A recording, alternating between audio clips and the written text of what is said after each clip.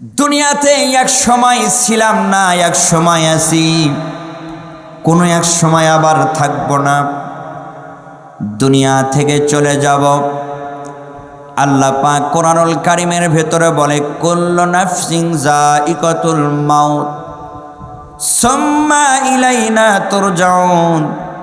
প্রত্যেক মানুষের মৃত্যুর স্বাদ গ্রহণ করতে হবে। আমি আজকে দুনিয়াতে আছি, 50, 60 বছর, 80 বছর হায়াত নিয়ে এসেছি, কিন্তু কোনো এক সময় দুনিয়াতে থাকবো না। একটি লক্ষ্য রাখেন, যখন আমি আপনি দুনিয়াতে থাকবো না, আমার নাম ছিল, আমার যশ খ্যাতি ছিল, আমার প্রভাব ছিল, আমার ক্ষমতার দাম্ভিত্য ছিল, অনেক কিছু ছিল, কিন্তু আমি যখন মালাকাল মউত নামক ফেরেশতা যখন আমার রূহটা নিয়ে যাবে, ধরটা পৃথিবীর জমিনে পড়ে থাকবে, মানুষগুলি আমার আত্মস্বজনগুলি ধরটারে ঘর থেকে আলাদা করবে, বের করে নিয়ে আসবে। কোন মসজিদে জানি ইলান হয়ে যায়, ইন্না লিল্লাহি আযান হয়ে যায়, আর কোন উঠানে জানি আমাকে আপনি লয়া ওই মশারির ভিতর শোয়া কুসুম কুসুম গরম পানি দিয়ে গোসল করায়া দিবে। অসম্মানিত মুসলমান ভাইরা রে, আমার এতদিন ছিল দাম্ভিত্য, এতদিন ছিল ক্ষমতা, এতদিন ছিল চেহারার অহংকার, এত অহংকার করেছি, টাকার অহংকার করেছি, জমিনের অহংকার করেছি, ক্ষমতার অহংকার করেছি। কিন্তু আল্লাহ পাক বলে, ও মুসলমান, যখন তুমি পৃথিবীর মাঝখানে মালাকুল মউত নামক ফেরেশতার সঙ্গে যখন দেখা হয়ে যাবে, এমনও সময় দেখা যাবে তোমার দেহটা, নিথুর দেহটা জমিনে পড়ে থাকবে, মানুষ টানাটানি করে ঘর থেকে আলাদা করে মশারির ভিতরে শোয়া কুসুম কুসুম গরম পানি করে দেবে। আমার আপনার যদি একবার খেয়াল করি, এই পৃথিবীতে বেঁচে থাকবার জন্য হাজারো হাজারো লক্ষ লক্ষ কোটি টাকাগুলো ব্যয় করে ফেলে দিয়েছি, কিন্তু তবুও কি মানুষ মৃত্যুর হাত থেকে বাঁচতে পেরেছে? কথা বলেন, পেরেছে? কেউ পারে নাই। আপনি যদি পূর্বের দিকে লক্ষ্য দেন, আপনি আপনার বাবার জন্য, আপনি আপনার দাদার জন্য লক্ষ লক্ষ টাকাগুলো ব্যয় করেছেন, একের পর এক চিকিৎসা করেছেন, এক জায়গা থেকে অন্য জায়গায় নিয়ে গেছেন, আরেক জায়গা থেকে অন্য জায়গায় নিয়েছেন, তবুও মৃত্যুর হাত থেকে পালাইতে পারে নাই, তবুও মৃত্যু হতে হয়েছে। আমি এই ভূতি লক্ষ্য রেখে আমি আপনাদেরকে বোঝাইতে চাই, পূর্বের পুরুষরা দুনিয়া ছিল, এখন নাই, আমি এখন আছি, ভবিষ্যতে আমি কোনো সময় থাকব না। এই জন্য বলছিলাম মুসলমান ভাইরা রে, আমার আপনার যখন মৃত্যু হয়ে যাবে, দুই রকমের মানুষ আসবে, দুই রকমের মানুষ এসে দুই ধরনের কথা বলবে। মানুষগুলো কৃতকর্মের কথাগুলো বলবে। এক নম্বরে, আমি যদি দুনিয়ার 50-60 বছর হায়াতে জিন্দেগি বেসেছি, আমি যদি কোনো সময় ভালো কাজ করে থাকি, সমাজের কল্যাণময় কাজগুলো করে থাকি, ওই মানুষগুলো কানে কানে বলবে, হায় আফসোস, রাস্তার ধারে আর গাছ লাগাইছিল, ওই গাছ দ্বারা আমরা উপকৃত হয়েছি, উপকার পেয়েছি। রাস্তার ধারে একটা টিউবওয়েল গেড়ে দিয়েছিল, টিউবওয়েল থেকে আমরা পানি চাপ দিয়ে খেয়েছি। অমুক অসুস্থ ছিল ব্যক্তিটা, ওখানে অসুস্থ ব্যক্তিকে দেখতে যেয়ে অনেক সেবা যত্ন করার জন্য চেষ্টা করেছে। কানে কানে কৃতকর্মর কথা বলবো। আল্লাহ পাকের ফেরেশতারা আল্লাহ পাককে বলবে, ও মালিক, তাকে যখন আপনার বান্দাগুলো পৃথিবীতে মারা যাওয়ার পর কানে কানে মানুষগুলো কৃতকর্মর কথা বলে, বলছে কি কৃতকর্মর কথা বলে? ফেরেশতারা ছোট্ট মুখ দিয়ে আল্লাহর কাছে বলে, মালিক তাকায়া দেখুন, আপনার ফেরেশতাগুলো আমরা আপনারে বলছি আপনার এই বান্দাটুকু কেমন ছিল দুনিয়ার মাঝখানের মানুষগুলো মুখে মুখে বলে। আল্লাহ পাক বলে, আমি আমার বান্দারে তো শুধুমাত্র বানাইছি জান্নাত দিবার জন্য।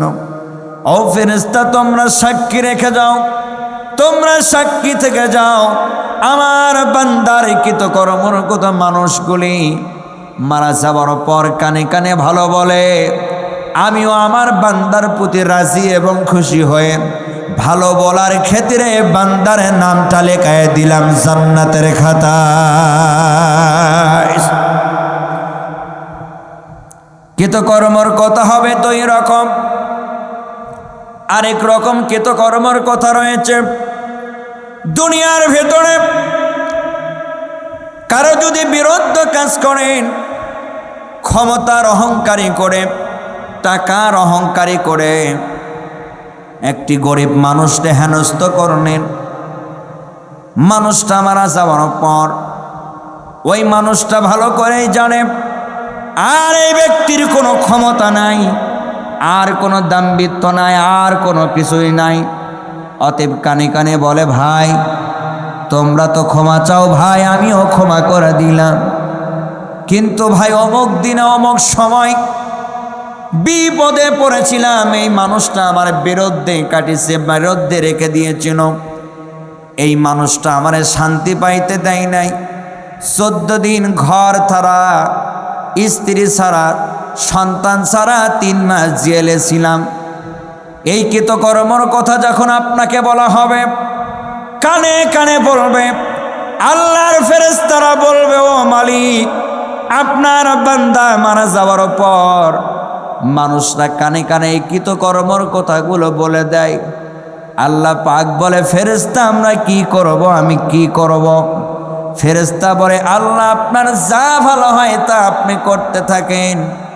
আল্লাহ পাক বলে, ও বান্দা, দুনিয়ার জিন্দেগির 50 বছর, 60 বছর, 80 বছর হায়াতের জিন্দেগি দিয়েছিলাম, কোনো মানুষের কাছে তুই উপকারে আসিস নাই, কোনো ভালো কাজ করতে পারিস নাই, অতএব ভালো কাজ যে করিস নাই, মানুষরা তো কৃতকর্মর কথা কানে কানে বলে। অতএব বান্দা, কাল কিয়ামতের ময়দানে আমার সামনে দাঁড়াতে পারবি না। যেই কাতারটা বিনা হিসাবে জাহান্নামে দিয়ে দিব, সেই কাতারে কাল কিয়ামতের ময়দানে বান্দারে দাঁড় করাইয়া দিব। এই জন্য মুসলমান ভাইরারে আমার, কৃতকর্মর কথা 2 রকম হবে।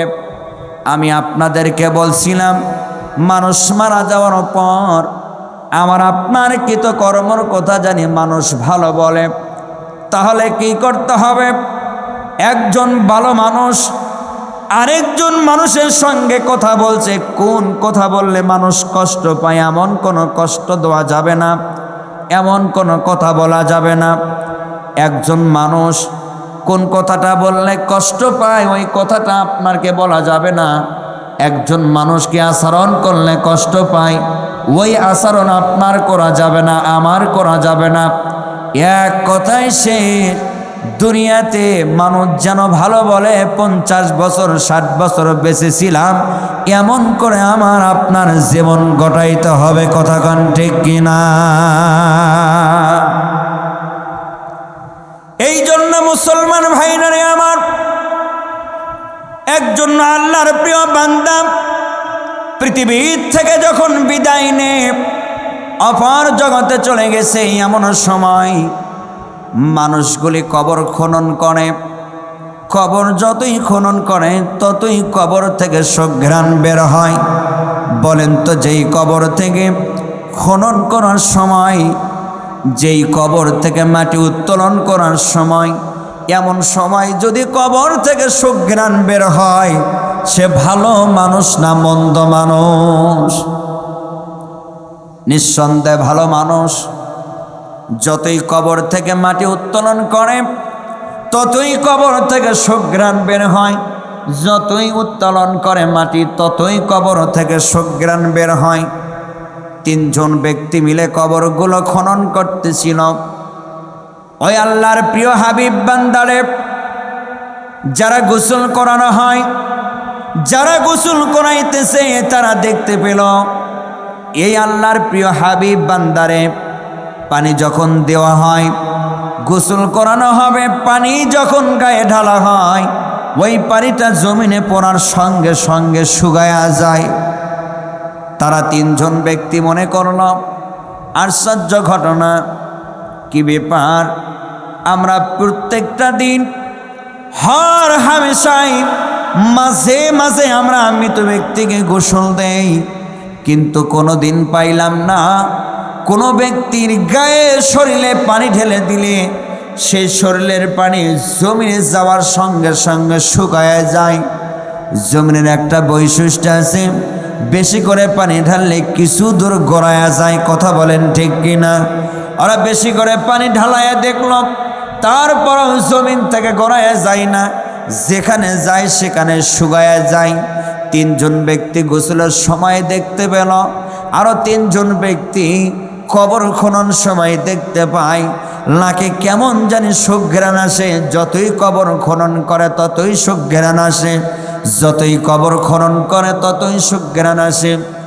তিনজন ব্যক্তিকে বুদ্ধি পরামর্শ করে বলা হলো, আমরা কাউরে বলবো না আল্লাহর প্রিয় বান্দা কি এমন আমল করেছে যার কারণে কবর থেকে সুঘ্রাণ বের হয়। যারা গোসল করা নয়, যারা গোসল করাইতেছে মাইয়াতকে, তারাও তিনজন ব্যক্তি বলা হলো, আমরাও কাউরে বলবো না কি এমন আমল করেছে যার কারণে পানিটা জমিনে পড়ার সঙ্গে সঙ্গে শুকায় যায়। আমরা দেখতে পারলাম না পানিটা কেমন গোড়ায় কেমন যায় না। তিন ছয়টি ব্যক্তি, এখানে তিনটি ব্যক্তি যুক্তি বুদ্ধি করে, ওই জায়গায় গোসলখানায় তিনটি ব্যক্তি যুক্তি বুদ্ধি করে, কেউ কাউরে বলে না। মাইয়াতকে এক পর্যায়ে শেষ পর্যন্ত দাফন কাফন করানো হলো। যখন কবরের মাঝখানে মানুষগুলো নামল, তিনজন ব্যক্তি কবরের মাঝখানে মানুষটারে নামানোর জন্য, আল্লাহর প্রিয় হাবিব বান্দারে নামানোর জন্য যখন নামালো, দেখা গেল মুখের বান্দরগুলি ওই কাফরের পেঁচগুলি খোলার সঙ্গে সঙ্গে কেবলা দিকে মুখ করায় দিতে হলো না, আগে ভাগে আল্লাহর পক্ষ থেকে বান্দারে কেবলা দিকে মুখ ঘোরায় গিয়েছে। বলুন সুবহানাল্লাহ। তাহলে কবর খনন করে এখান থেকে সুঘ্রাণ বের হয়, গায়ে পানি ঢালে এখান থেকে পানি গড়ায়া যায় না, সঙ্গে সঙ্গে শুকায়া যায়। 3 নাম্বার, যখন মানুষরা ম্যাক্সিমাম মানুষ মারা গেলে কেবলা দিক মুখ করাইয়া দেয়, আবার কারো কারো মুখ একবারে জুড়ে করাইয়া দেয় কেবলা দিকে, তারপরও মনে হয় ঘাড় ভেঙে দেয়, তারপরও কেবলামুখী হইতে চায় না। কথা বলেন ঠিক কিনা? এটা কোন ব্যক্তি? যেই ব্যক্তিটার কেবলা মুখ হইতেই চায় না তারপরও ঘাড় ঘুরাইয়া দেয়। এটা কোন ব্যক্তি? যারা 5 ওয়াক্ত সালাত সেজদা দেয় না। কথা বলেন ঠিক কিনা? আসেন, 1 নম্বরে বান্দারা যখন আল্লাহর প্রিয় বান্দারে গোসল করানো শেষ করানো হলো, দাফন কাফন শেষ করালো, এখন আল্লাহর প্রিয় বান্দারে যখন মাটি দেবে, ওপর দিয়ে যখন খালাল গুণন দেওয়া হয়, চাটাই যখন দেওয়া হয়, ছোট্ট ছোট্ট ছিদ্র থাকে, মানুষ প্রত্যেকটা মানুষ তাকায় আছে। এখন হাতের থেকে মুষ্টি মাটিটা, মিনহা খলাকনাকুম ওয়া ফিহা নুঈদুকুম ওয়া মিনহা নুখরিজুকুম তারাতান উখরা, এই আয়াতটা পড়বে আর মাটিটা দিবে। এমন সময় দেখতে পেল ওই কবরের ভেতর থেকে ছোট্ট ছোট্ট ছিদ্র দিয়ে নূর চমকাইতেছে, আর মানুষের চোখে নূরগুলো ঝিলিক লেগে যাচ্ছে।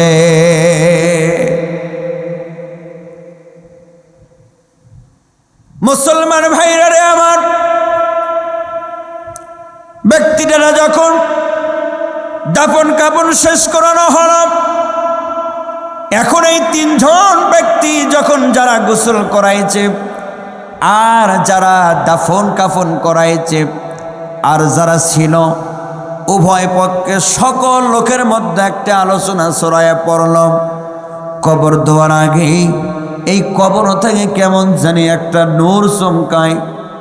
তাহলে তার তিন ব্যক্তি বলা হলো, ভাই আমরা যখন কবরটা খনন করি তখন যতই খনন করি ততই দেখতে পাই সুঘ্রাণ।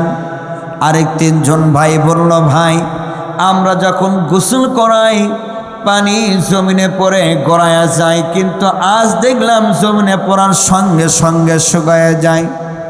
মাইয়াতের পরিবারের কাছে যাওয়া হলো, মৃত্যু ব্যক্তির পরিবারের কাছে যেয়ে বলা হলো, আপনাদের এই লোকটা আপনাদের সংসারে ছিল, তার স্ত্রীরা বলা হলো, আপনি বলেন আপনার স্বামী কি এমন আমল করেছে যার কারণে কবর থেকে সুঘ্রাণ বের হয়? অন্য তিনজনেরা বলে, কি এমন আমল করেছে যার কারণে পানিটা জমিনে পড়লেই শুকায়া যায়? আর লোকজন বলে, আমরা যারা তিনজন ব্যক্তি কবরের মাঝখানে নেমেছিলাম আমরা দেখতে পারলাম মুখের বান্ধনটা খুলে দিয়ে কেবলা মুখ কোনায়া দিব। আমরা দেখতে পারলাম আপনার স্বামী আগে থেকেই কেবলা মুখ করায় দেওয়া হয়েছে। জনগণরা বলল, আমরা যখন 3 মুষ্টি মাটি দেব এমন সময় দেখতে পেলাম চাটাইয়ের সুন্দর ছোট্ট ছোট্ট ছিদ্র থেকে কবর থেকে কেমন জানি নূর আসতেছে, আলো আসতেছে, আমরা কেন দেখতে পেলাম? মাইয়াতের স্ত্রী কোনো জবাব দিতে পারে না, কোনো জবাব দিতে পারে না। মাইয়াতের স্ত্রী ঘর থেকে একটি সিরা ফাতায় একটা কোরআন শরীফ নিয়ে এসে সিরা ফাতায় একটি কোরআন শরীফ নিয়ে এসে মাইয়াতের স্ত্রী একটি কোরআন শরীফ নিয়ে এসে জনগণের হাতে দিল। বলা হলো, দেখো তোমরা এই কোরআন শরীফের মাঝখান থেকে তোমরা তার অর্থগুলি খুঁজে পাবে, তার কি আমলের জন্য এই অবস্থা হয়ে গিয়েছে। মাইয়াতের স্ত্রী সর্বপ্রথমে বলা হলো, যখন নাকি আমার স্বামী কাঠুরের কাজ করতেছিল, যখন নাকি কাঠুরের কাজ করে, যখন নাকি একটি কুড়াল হাতে নিয়ে যখন গাছে আঘাত করে, আবারও তোলে, আবার আঘাত করবে, আবারও তুলবে, আবার আঘাত করবে, কিন্তু যখন কুড়ালটা উপর দিকে ঘাড় বরাবর উঠানো, এমন সময় তার কানে যদি কখনো শব্দ যায় আল্লাহু আকবার, আমি দেখেছি আমার স্বামী আর কাঠে ওই কুড়ালটা না মেরিয়ে জমিনে ওই অবস্থায় কুড়ালটা জমিনে রেখে মসজিদ দিকে দৌড়ায় যায়। আমার মনে হয় আমার স্বামীর আমলের কারণে কবর থেকে সুঘ্রাণ বের হয়। মানুষটা জিজ্ঞাসা করল, তাহলে বলো কবর থেকে সুঘ্রাণ বের হয়, তোমার মনে হয় এইটা বুঝতে পারলাম, তবে বলো শরীরে পানি ঢাললেই মিশে যাচ্ছে জমিনের ভেতরে। মাইয়াতের স্ত্রী বলল, দেখো আমি আমার স্বামীরে দেখেছিলাম প্রত্যেকটা দিন কাজকর্ম থেকে আসবার পর আমার স্বামীরে দেখতে পাইছিলাম প্রত্যেকটা দিন ক্ষেত খামার থেকে কাজকর্ম করে আসার পর আমার স্বামীর মায়ে বেঁচে ছিল, অর্থাৎ আমার শাশুড়ি। আমি দেখতে পেয়েছি যতক্ষণ পর্যন্ত তার মায়ে না খেয়েছে ততক্ষণ পর্যন্ত আমার স্বামী খাই নাই, যতক্ষণ পর্যন্ত তার মায়ে না খেয়েছে ততক্ষণ পর্যন্ত তার সন্তান খাই নাই। আমার মনে হয় এই খাবারের আমলটা আমার আল্লাহর কাছে বেশি পছন্দনীয় হয়েছে।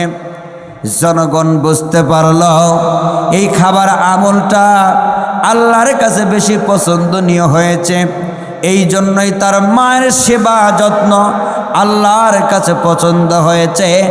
আল্লাহ এই জন্যই তার শরীর থেকে যতগুলো পানি জমিনে পড়ে গড়ায়া দেয় না কেন?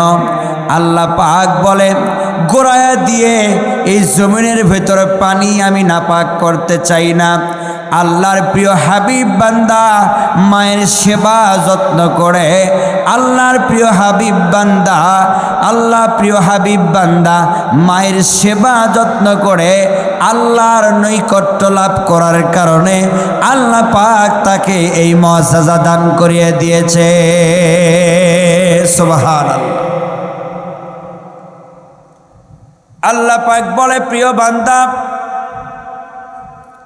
তোমাদের ঘরে যদি পিতা মাতা বেঁচে থাকে তাহলে তোমরা মনে করবা তোমাদের ঘরে দুইটা জান্নাত রয়েছে। আমি আপনাদেরকে দুটি পায়ে ধরে বলে যাই, পিতামাতা যাদের বেঁচে আছে ওদের সেবা যত্ন করে যান। অনেক বাড়িতে আছে নাম হলে কুটনা বুড়া আর কুটনা বুড়ি, নাম ছিল তার রহমান, নাম ছিল তার খাদিজাতুল কুবরা, কিন্তু 50 থেকে 60 থেকে 70 বছর হয়ে গেল কুটনা বুড়া আর কুটনা বুড়া বলে ডাকে। তাদের মা আর বাবা শব্দ বলে অনেক সন্তান ডাকতে চায় না। কথা বলেন ঠিক কিনা?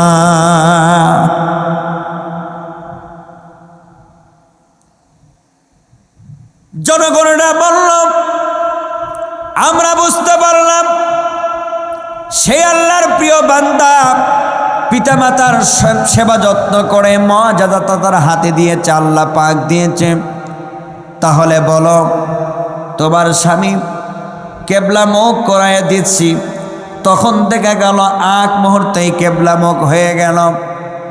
আল্লাহর প্রিয় বান্দার স্ত্রী বলে, আমার স্বামীকে দেখেছি প্রত্যেকটা দিন 5 ওয়াক্ত যখন আজান হয়ে যায় আমার স্বামী প্রত্যেকটা দিন 5 ওয়াক্ত আজানের সঙ্গে সঙ্গে কখনোই দেরি করে না, কেবলামুখী হয়ে দীর্ঘ সময় সেজদায় পড়ে থাকে, দীর্ঘ সময় সেজদায় পড়ে থাকে। আমার মনে হয় আল্লাহ পাক এই লম্বা সেজদা দেবার কারণে আমার স্বামীর মুখটা কিবলামুখী করে দিয়েছে। বলুন সুবহানাল্লাহ। প্রিয় মুসলমান ভাইরা রে আমার, আমি আপনাদেরকে বলতে চাই, কবর থেকে কেমন জানি সুঘ্রাণ বের হয়, আবার কবরের ভেতর থেকে আলোগুলো বের হয়। প্রথমে জনগণের ভেতরে কোরআন শরীফটা হাতে দিয়েছে আর বলছে, তোমরা এই কোরআন শরীফটা একটু উল্টাইয়া দেখো। জনগণ প্রত্যেকটা পৃষ্ঠা পাতাগুলো উল্টায়া দেখতেছে আর দেখতে পায় কিছু জায়গায় মনে হয় পানি পড়ে পড়ে ভিজায় গিয়েছে, কিছু জায়গা ছিঁড়া গিয়েছে, কিছু জায়গা ভালো রয়েছে, কিছু অংশগুলো, কিছু পাতার লেখাগুলো মিশে গিয়েছে আর ভালো রয়েছে। আমার প্রিয় হাবিব বান্দা কবর থেকে সুঘ্রাণ বের হয় এই জন্য। মাইয়াতের স্ত্রী বলে, দেখেন আমার স্বামী ছিল অন্ধ, চোখে দেখতো ঝাপসা, মানুষটা বেঁচে চিনত না, কিন্তু আমার স্বামী কোনো একটাই মঞ্চে আলোচনা শুনবার পর আমার স্বামী মনে হয়েছে কোরআন শরীফ এত জাদু আর এত মধু। কোরআন শরীফ বুকে চুমো খাইলে সোয়াব হয়, বুকে জড়াইয়া ধরলে সোয়াব হয়, চুমো খাইলে সোয়াব হয়, সম্মান করলে সোয়াব হয়। এই কোরআনের ভিতরে কি রয়েছে? এমনি তো ঝাপসা দেখে। আমার স্বামী এই আলোচনাটা, কোরআনের মুআজ্জাজার আলোচনা শুনবার পর আমার স্বামী বাজারে গিয়ে একটি কোরআন শরীফ নিয়ে এসেছিল, কিন্তু মুখ দিয়ে উচ্চারণ করতে পারে নাই। মৃত্যুর আগ পর্যন্ত প্রত্যেকটা দিন ফজর ওয়াক্ত নামাজ পড়ে, নামাজের পর সূর্য উদয় হয়, কোরআন শরীফটা হাতে নয়, প্রত্যেকটা লাইনে হাত দিয়ে বলায় আর চোখে ঝাপসা দেখে, হাত নিয়ে বলায় আর চোখে ঝাপসা দেখে। আমার স্বামী এই রকম করতে করতে কোরআন শরীফটা শুরু থেকে শেষ পর্যন্ত দেখে দেখে পড়তে পারে নাই। 3 বার দেখে দেখে হাত বোলায়া বোলায়া শুরু থেকে শেষ পর্যন্ত খতম দিয়েছে। আমার মনে হয় কবর থেকে আলো বের হয়, নুরানি বের হয়, আলো বের হয়। এই কারণেই আল্লাহর পক্ষ থেকে জবাব চলে আসলো, স্ত্রী যা বলেছে মাইয়াতের জন্য সবগুলি সত্য ঘটনা। এই আমলগুলো আমরা মুসলমান যদি করে আমাদেরও কবর থেকে সুঘ্রাণ বের হবে, কিবলামুখী মুখ হয়ে যাবে, কবর থেকে আলো বের হবে। কিন্তু আমরা নামাজ থেকে বিরত, আমরা নামাজ থেকে বিরত, শুধুমাত্র কি নামাজ থেকেই বিরত না, নামাজ থেকে আমরা বিরত, কোরআন থেকে আমরা বিরত, পিতামাতার সেবা যত্ন থেকে আমরা বিরত, আমরা সব জায়গা থেকে বিরত। আমরা খাইছি শুধুমাত্র সংযোগ আছি নিশা এবং পানি যুক্তর মধ্যে, কথা গান ঠিক কিনা? ওই তো হারামখোর। হিন্দু মারা যাওয়ার পর আগুন দেয়, মারা যাওয়ার পর কিরকম বেহায়ার, কতটুকু লীলজ্জা, বিবেক তোর কথাই গেল মুসলমান। হিন্দু মারা যাওয়ার পর মুখে আগুন দেয়, আর তুই বেঁচে থাকাকালীন মুখে আগুন দিয়ে ধোয়া সারি সামনে থেকে কথা বলেন ঠিক কিনা? তোর মতো নিমো হারাম আর তোর মতো বদমাইশ আসমানের নিচে জমিনের ওপরে আল্লাহ যে বাঁচায় রাখছে, এটাই তো অনেক কিছু। কত বড় একটি লীলজ্জা এবং বেহায়া হলে বেঁচে থাকাকালীন তামাকযুক্ত বেরি আর সিগারেট খাইয়া ওপর দিকে ধোঁয়া ছাড়া দেখে ধোঁয়াটা পৌঁছলো কত দূর, আসমান পর্যন্ত পৌঁছলে কিনা। বেরি কিন্তু মানুষ কয়েকটি কারণে খায়। যদি কোনো বন্ধু সুখে থাকে তখন বেরি খায়, ভালো লাগে তখন বেরি খায়, দুঃখে থাকে তখন বেরি খায়, পায়খানা ক্লিয়ার হলেও তাও বেরি খায়, পায়খানা ক্লিয়ার না হলেও তাও বেরি খায়, কথা ঠিক না? এর কারণ কি বুঝে পারি না। এর কারণটা কি আমি তো নিজে আজ পর্যন্ত ধরতে পারলাম না। কয় বন্ধু আজকে পার্টি আছে, লাগা সিগারেট। কয় বন্ধু আজকে বান্ধবী শেখাতেছে, লাগা সিগারেট। কয় বন্ধু আজকে নতুন প্রেম হচ্ছে, লাগা সিগারেট। আরে সব জায়গায় তামাকযুক্ত খাবার খাচ্ছে আর বলে এইটা খাইলেই টেনশন মুক্ত হয়। টেনশন ফিরে থাকলেও বেটা খায়, টেনশন হলেও বেটা খায়, কথা গান ঠিক না? তার মানে কি? কারণে আর অকারণে খাবে, কারণে আর অকারণে, কারণেও খাবে অকারণেও খাবে। আহা, এই জন্য বলতে চাই আল্লাহ পাক আমাদেরকে জানি তামাকযুক্ত থেকে, আল্লাহ পাক জানি নিশা মুক্ত করায়া দেয়, তামাকযুক্ত থেকে আল্লাহ পাক আমাদেরকে জানি হেফাজত করে দেয়। শুনুন, আল্লাহুম্মা আমিন। এই তামাক এবং নিশা যুব সমাজকে ধ্বংস করিয়েছে, এমন অবক্ষয় করেছে, এমন ধ্বংস করেছে। নিশা করে তাল মাতাল হয়ে যখন ভালো লাগে না, তখন বাবারে ডাকে ভাই আর ভাইরে ডাকে সম্বন্ধী। কি করছে না করছে আল্লাহ পাকি জানে। উলুট পালট বকাবকি শুরু করে দিছে। এমনকি পৃথিবীর ভেতরে এমন নজির রয়েছে, এই নিশা দ্রব্য খাবার পরে চেঞ্জ হারায়া যাবার পর নিজের মায়ের, নিজের বাবারে, নিজের সন্তান জবে করে ফেলে দিয়েছে, কথা গান ঠিক না? এই জন্য আমরা দোয়া করব আল্লাহ পাক জানি তামাকযুক্ত এবং নিশাযুক্ত খাবার থেকে আল্লাহ পাক সকলকে জানি হেফাজত করে। শুনুন, আল্লাহুম্মা আমিন। আসুন, মানুষ একেবারেই অল্প, শ্রোতা অল্প। এই জন্যই খুব আফসোস, অনেক কিছু বলার কিছু ছিল, আমি কয়েকটা গুণের কথা বলেছিলাম। 1 নম্বরে, বান্দা যদি যে কোনো কাজ করে, আল্লাহ যখন বলে আল্লাহু আকবার, মসজিদের মুয়াজ্জিন সাহেব যখন বলে আল্লাহু আকবার, তখন আমরা মসজিদ দিকে ধাবিত হব, মসজিদ দিকে দৌড়ে যাব। একটু কথা খেয়াল রাখেন, আল্লাহু আকবার আল্লাহ সবচেয়ে বড়, এই কথাটা শুনবার পর আপনার দোকানের শাটার যদি বন্ধ না হয়, বুঝতে হবে আপনার দোকান প্রভু আপনার কোনো কিছু না। কথা বলেন ঠিক কিনা? আপনার বুঝতে হবে ইন্ডাস্ট্রির কাজকর্ম যদি বন্ধ না হয়, তাহলে ইন্ডাস্ট্রি আপনার প্রভু, ইন্ডাস্ট্রি আপনার রব আপনার কোনো কিছু না। রবের চাইতে গুরুত্বপূর্ণ আপনার কলেজ, রবের চাইতে গুরুত্বপূর্ণ আপনার ব্যবসা, রবের চাইতে গুরুত্বপূর্ণ আপনার অন্য কাজ। অতএব রবের চাইতে গুরুত্বপূর্ণ যদি অন্য কাজ হইতো, অন্য কাজ যদি না হইতো গুরুত্বপূর্ণ, তাহলে রবের ডাকার সঙ্গে সঙ্গে আমরা মসজিদে যাইতাম। কথা বলেন ঠিক কিনা? এই জন্য বলছিলাম, প্রিয় মুসলমান ভাই, আমি আপনাদেরকে করজোড়ে অনুরোধ করে যাই, রবে যখন ডাক দিবে তখন আমরা রবের দিকে ধাপিত হব। রবের দিকে ধাপিত হলে কি হয়?